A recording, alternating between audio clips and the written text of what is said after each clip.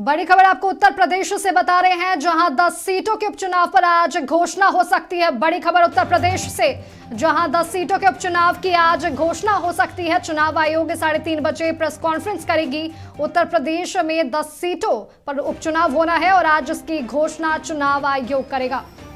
बड़ी खबर इस वक्त की उत्तर प्रदेश से आपको बता रहे हैं।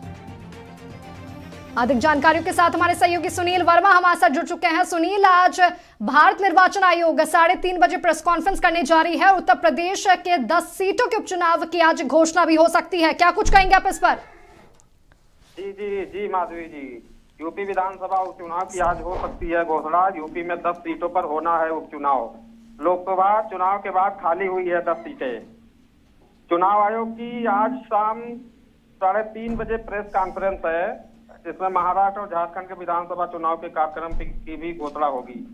साथ ही विभिन्न प्रदेशों की उपचुनाव की तारीखों की घोषणा की जाएगी।